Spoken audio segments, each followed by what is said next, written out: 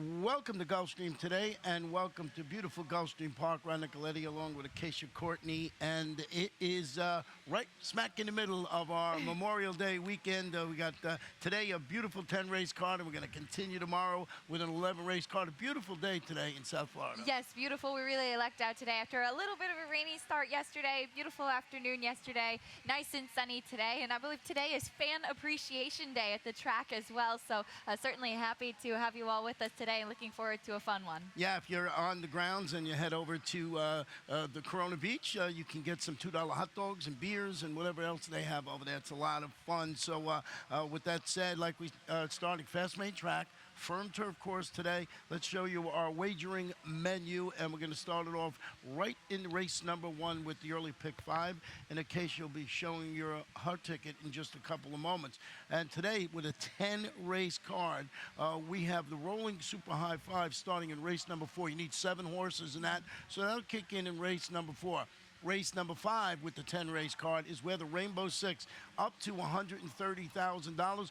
Only 5 out of 6 yesterday, and it still paid $600, so it's a great wager. Even if you don't get that one unique ticket, you got a chance to get a really nice payoff. And the beauty, it's only a 20-cent wager. And finally, our last pick 5 of the afternoon will be in race number 6. So that takes care of the wagering menu. As far as the exotic wagers, of course, we have all that good stuff throughout the day. Exacta, trifecta, superfecta, rolling bet threes, lots of stuff. So race number 1. How'd you start it? Well, race number 1 starts the early pick 5. So this was a little bit of a tough one for me. We had a couple of scratches in here with the 4 and the 5. So I ended up just going 2 deep in the first leg here, 3 deep in the next, 2, 2, and then 3 in my final leg. Wasn't able to find a single today, but spread it out, I think, pretty evenly and still able to keep it affordable at $36. Yeah, $36, that's a pretty affordable ticket. And what you do with these tickets, you look at them, add or subtract horses that you like in there. So $36, the pick 5 always pays great. I started it off in here with the number 7, I Will Be Free, who's dropping to this 12-5 level, 2 lifetime level. The first start since facing allowance and stakes level competition here, sprinting on the grass, but it was last spring and summer. Dave Brady has the mare training forwardly for the return. No works that jump out at you, but a consistent workout pattern. And sometimes that's what you really need more than anything. And coming off about a 10-month layoff, this horse has been keeping some really good form before she took that long break. I ended up putting her in second. We have our exacta flip-flopped here, just because there is still some question marks coming off that big break, and she has the outside post to deal with in a 5 furlong. But she's one that will certainly benefit from the scratches inside of her. She won't be so far to the outside, especially towards the break. And she has some tactical speed as well, so can certainly see her putting up a big run and, as you said, working consistently coming through. And I understand having the number 1 So Royal on top. You take it, turn it back to 5 furlongs, went up, pressed the pace last time out. Weekend, that was a pair of $16,000 claimers going a mile. But look at this horse's record at the distance. 6 for 9 in the money. 9 starts, 2 wins, 2 seconds, 2 thirds. Yeah, very consistent at this distance, and that was one of the big things for me. Ran at a mile on the turf the last couple of starts at that $16,000 level, as you mentioned. Going back to the 5 furlongs where she certainly seems comfortable, and this one also looks to be some of the speed from the rail as well. And let's show you a stat on Peter Walden when he's doing exactly this. That's horses on the turf going from a route to a sprint. In the claiming rank, you'll see he's 4 for 18. That is 22%, 44% in the money, $1.77 ROI. So that's going from a route to a sprint. Claimers on the turf over the last 5 years. You mentioned those 2 scratches in there, 4 Bellanusta and number 5 Pelagia. One of those horses was my pick. Who did you add? Well, I had one of those horses as well, so I ended up using the number 3, Carmen's Secret, which it looks like you did as well. Here's another horse with some speed, moving over to the turf for the first time, so that's a little bit of an unknown for her, but she does have that early speed, which might suit her well from the middle of the pack. And she's very, very consistent. Consistency is always a good angle when you're dealing with this level of competition. You look at those races at Tampa, she's either first, second, or third, but she has to prove she can do that on the turf this afternoon. Race number 2 is a 7 furlong sprint. These are made in special weight. 3-year-olds and up with a select field of 6 runners in the field. We both went with the number 2, and that is Grand Nene.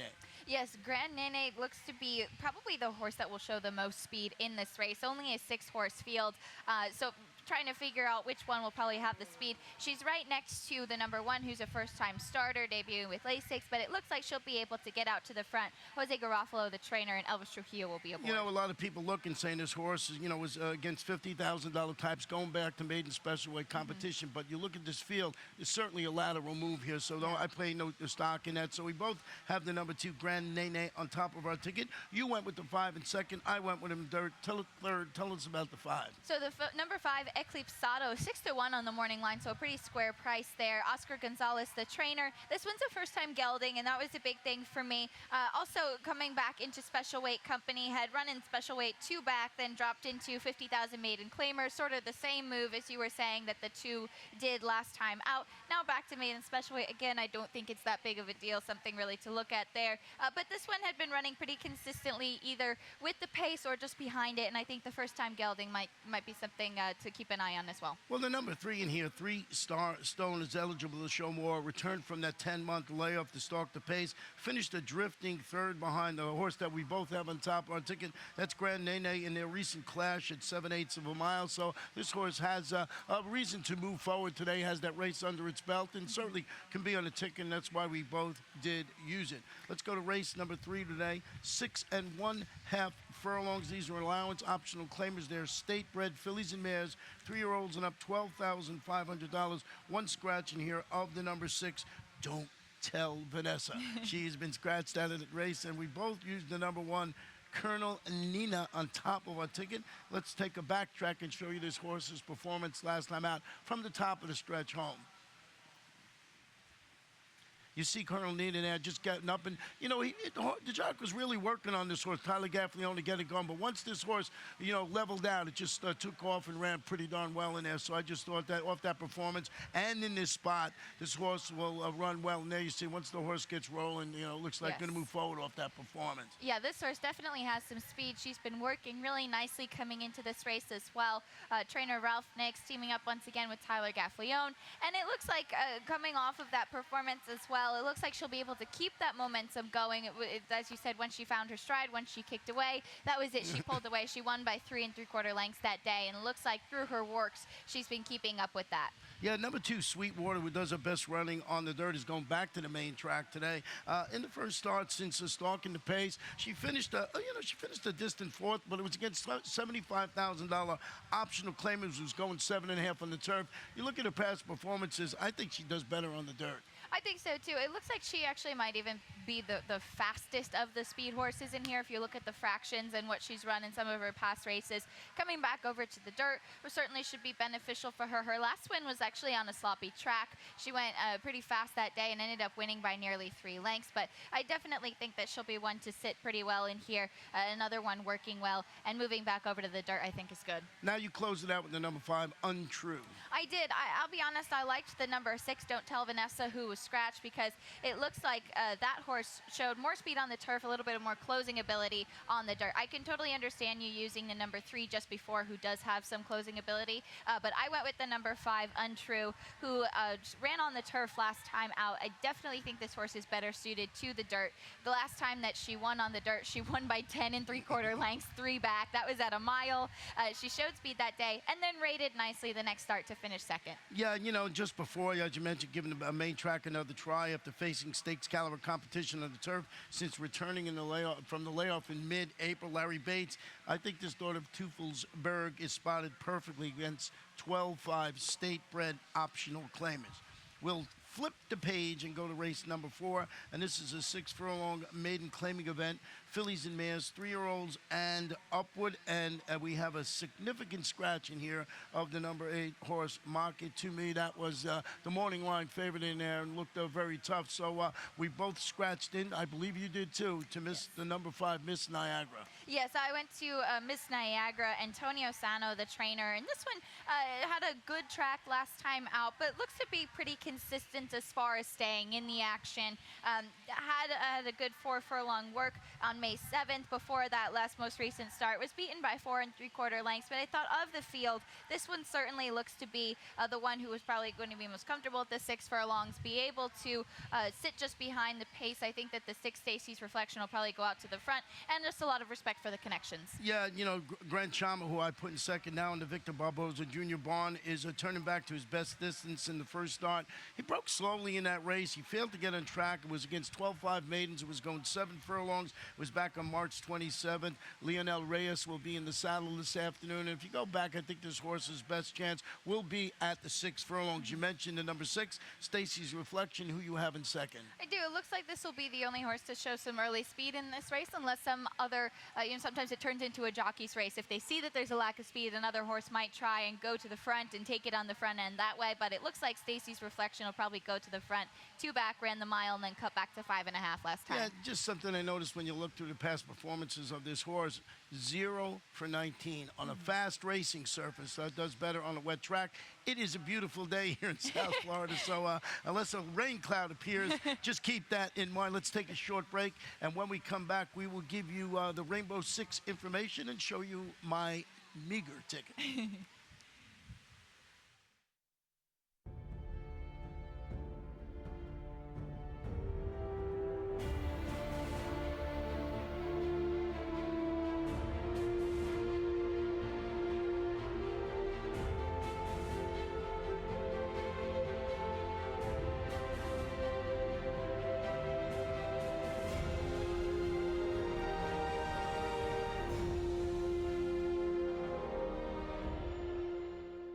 Welcome back for race number 5. 7 1/2 furlongs on the firm turf course. Claimers 3 and up.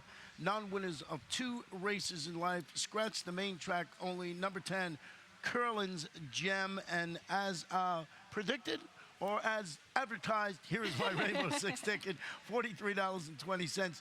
Single right here. Boom. I'm starting it off that way with Master Zeus. You see the rest of the progression. Had a tough time separating the rest of the card, so I figure if I can get this Master Zeus home, maybe I got a shot with all these other horses I can use. And the best part about it, like I said, it's only $43.20, and we have that real nice carry over it. Now, Master Zeus, I know you have some interest in, too. I do. Master Zeus is my top pick here. I give you a lot of credit. You know how I am about singling in the first leg, but I can definitely understand that with this horse. I want to go back and show this race on May 13th. This was the last start for this horse. Went out with some really fast fractions.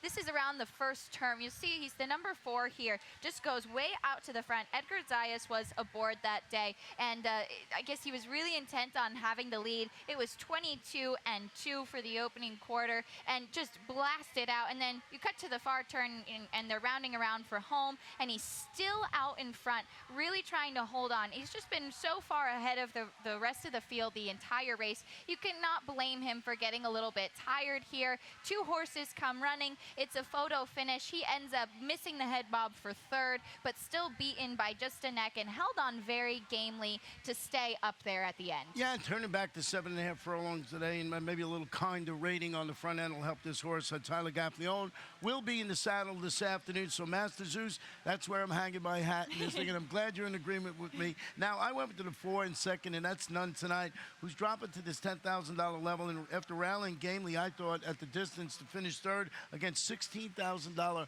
2 lifetime claimers. He's the son of Marco Bay, and he's a logical choice to me if Master Zeus once again gets a little leg weary in the stretch. So if he can't hold on, even though there's a turn back to 7 1/2, I'm talking about Master Zeus, maybe it sets up for somebody like the 4, None Tonight. You went to the outside with another horse I had in my ticket, that's Venezuelan Success. I did, and I went with Venezuelan Success for that very reason, figuring that if Master Zeus, yes, does go out to the front and gets a little bit tired, then this is a horse who can sit just behind the leaders, coming from the outside, cutting back in distance a bit as well.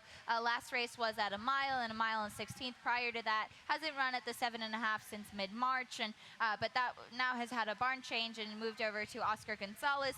Two back, had a nice victory by a length and a quarter, sitting just behind the leader. So I figured that might be some way that Venezuelan Success could be up there in the action. Yeah, now tell me about the 5 Totally Evil, a horse I did not use on my ticket. I did, and I can understand going with none tonight as well. I went with Totally Evil, who broke his maiden last time out at the 7.5 at a maiden 12.5. So he'll have to face winners for the first time today. But this will be the third start in the barn of Mark Casse. The first two starts very solid, one third, and then most recently that maiden victory at this distance. Can't go wrong with Mark Casse as the trainer of the horse you pick. Let's go to race number 6 this afternoon. 1 mile and 1/16 on the turf. It's an allowance optional claimer, 3 and up, $25,000. Scratch all the main track only participants. That's 9, 10, and number 11.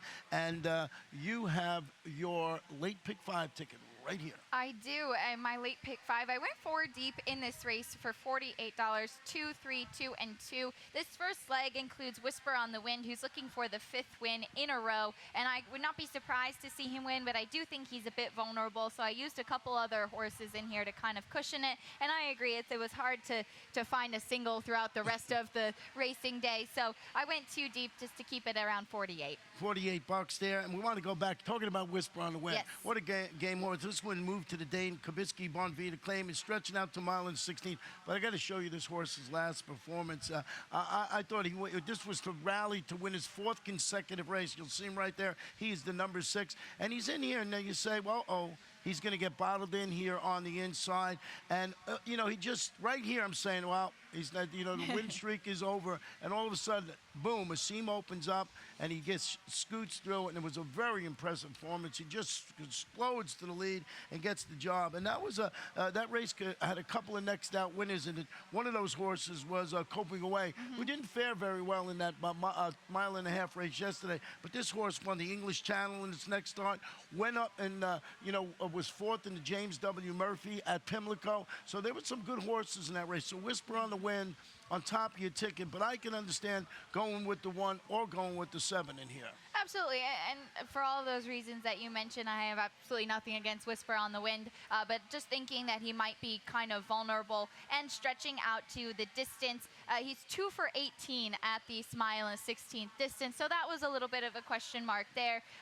His last 4 wins all came at 7.5 furlongs, so the stretch out, barn change, I'm not sure how he will fare stretching out in there, but would not be surprised at all to see him win. I ended up going with the number 1 Indian Guide, who finished 3rd at this distance last time out, but was beaten by just 2 lengths, and then prior to that had 3 wins in a row, one of those at a 1.125, one at a mile on the turf, so had a little bit more distance experience and will break from the rail. Yeah, he's has had 6 races on the Gulfstream Park turf, and he's won 3 of them, so he's 50% win average in there. I think the class of the field is the horse we both have in second, and that is Amigo. This is a classy son of Hard Spun, returning to the allowance optional claiming ranks after finishing 5th here. That was in the Grade 3 Miami Mile, and then 7th in the Grade 2 Munez Memorial up at the Fairgrounds.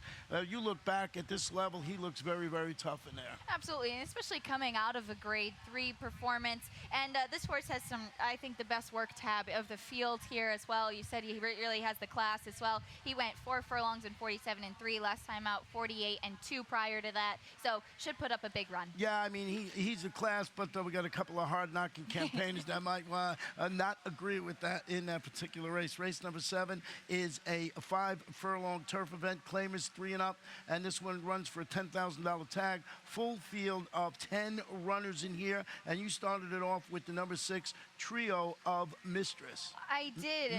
Mischief, yes, Mischief, getting in trouble, that's it. This one was first off the claim last time out, and also first off of about a 5-month layoff. Didn't fare too well, finished behind Trust Your Intuition, actually finished 2nd in that race last time out. The horse just needed more. I think he needed a race off the layoff, off the barn change as well, and now she's coming back. If you look 2 back, she had a really solid 2nd, beaten just by a length, and that was back in November before she took that break. She's now trained by Stephen DeMaro, and John Cruz will be aboard. Yeah, and Steve DeMar is pretty good with second start after a 45 to 180 day layoff. He bats about 19, 20%, so the barn knows how to get them ready. I did go with the horse you had in second on top, and that is the 4, Trust Your Intuition. Second in back-to-back races at this distance, I believe, against a notch tougher. Turned it back to 5 furlongs after a steady outside bid, produced that 5th place finish, beaten only 1.5 lengths. It was against 12-5 claimers going 7.5. Christian Mulhall is the trainer. Elvis Trujillo in the saddle, and I think this horse fits the race shape perfectly. With that said, there's no way I could single either one of these 3 horses that we had on our ticket. That's why we got the 3, and we also both used the number 10. Absolutely, for all of the reasons that you just said, and I rounded it out with the 10, Skirts on Fire. Dave Casson, the trainer. Tyler Gaffalione is going to climb aboard.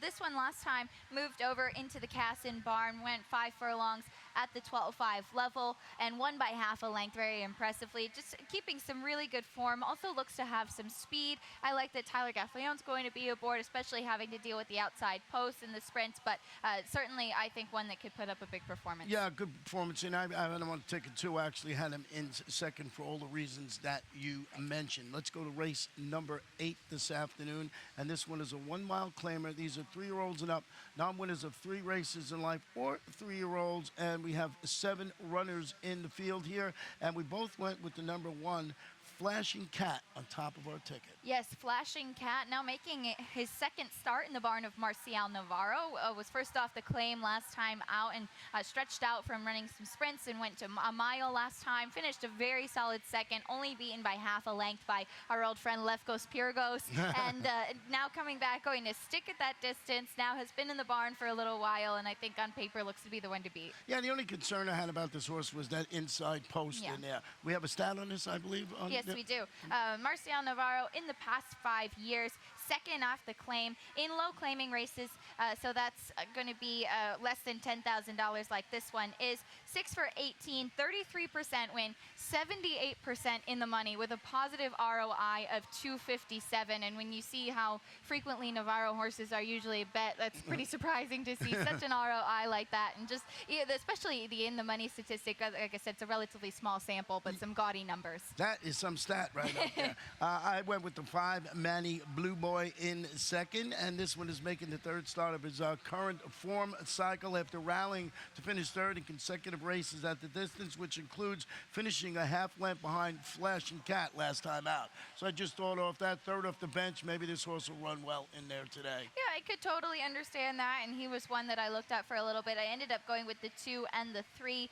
The number 3, American Luxury, I remember we both liked last time out and came out and won by a length and 3/4. Now been claimed, moving over into the Walter Woodward barn, but might be able to keep that momentum going with some early speed. Yeah, he's the speed. He's going to go out there. If he left alone anywhere alone on the front end, he's going to steal that one. He also used the number 2 in there, and that's changing direction. I did. This one found a sloppy track last time out and still finished second. The winner, Jaden's Best, won by 5.5 lengths that day and was much the best, but 2 back. This horse had a win at the 12-5 level, so now going back to the 62.50 again. First off the claim, moving over into the Luis Luna barn. Christian Navarro is going to be aboard. Well, let's go to race number 9, and this one is a 1-mile claiming event for 3-year-olds and up. Non-winners of 2 races in life, $6,250, and a nice field of 10 runners in here, and we'll see how this one plays out. What do you like? Yes, well, we both went with the number 1, JD's Kitten. We're stuck on it inside. Yeah, we're stuck. We can't kick the habit today, I guess. This one, but this is a very impressive horse. Debuted on the turf. First 3 starts were on the turf. Had a sloppy track that was taken off of the turf last time out. Ended up winning by 8 3/4 lengths. So the connection says, well, we'll try and keep him on the turf again. He's a first-time gelding now as well. Some very strong works on the tab. And Marcial Navarro, the trainer. And, we got our buddy in second. We both picked in second, and that is the 7, Papa Pig, who was a game and defeat. He rallied. He was far back. He was about 15 lengths off the pace. He finished second best at this level in distance. Antonio Sano is the trainer, and he lightens the impost today. He's got 5-pound apprentice Christian Navarro. Yes, he finished second last time out behind American Luxury, the horse we were just talking about. And as you said, very game and defeat. One of 2 Sano horses in here. He also has the number 4, Cheech Thunder. But I thought that this really looks to be the stronger of the two. And you also used the number 6 horse in here, and that's the Sixth Man. I did. I used Sixth Man, who's dropping in class a bit, moving over into the barn of Gilberto Zerpa. This one has some speed as well. Won by 2 1/4 lengths last time out. That was on the 1st of May, so a little bit of a freshening. Also moving from the turf to the dirt, but had debuted on the dirt, and I don't think that the surface switch will be a problem. I had some interest in the 5 in here. That's Seeking the Perfect, and this one is Seeking Revenge, I would guess. After crossing the wire first and being disqualified and placed second, that was an $8,000 two-lifetime claimer going 1 mile and 40 yards upstate in Oldsmar at Tampa Bay. The trainer is Christos Gaddis, and he has apprentice Chris McIntosh in the saddle this afternoon. So he's done something a lot of horses have not done in this race, a lot, and that's wins. And he went up and they took it away from him, so we'll see how that plays out. Let's go to our final race of the afternoon. 1 mile and 1/16 on the turf. Maiden claimers, fillies and mares, 3 and up. $12,500. And if you think we were going to make this Memorial Day weekend easy for you, we got a full field of 12 to figure out this rolling super high 5 in the last. Who'd you go with?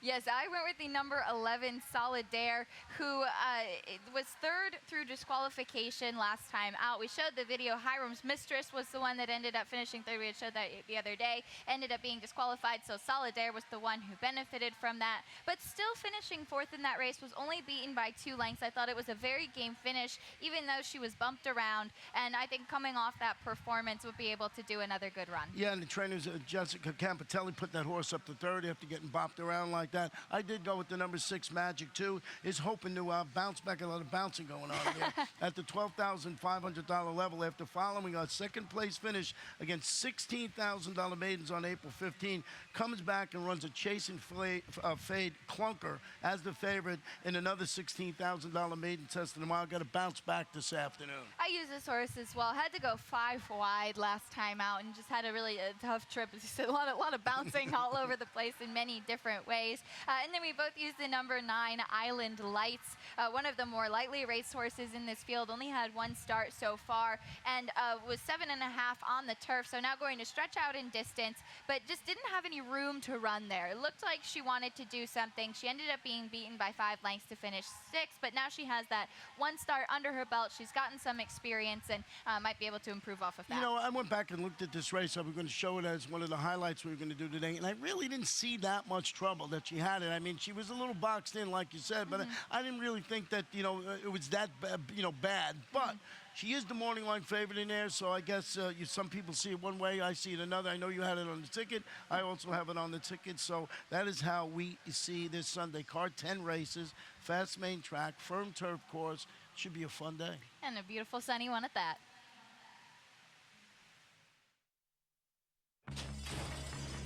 What do I love about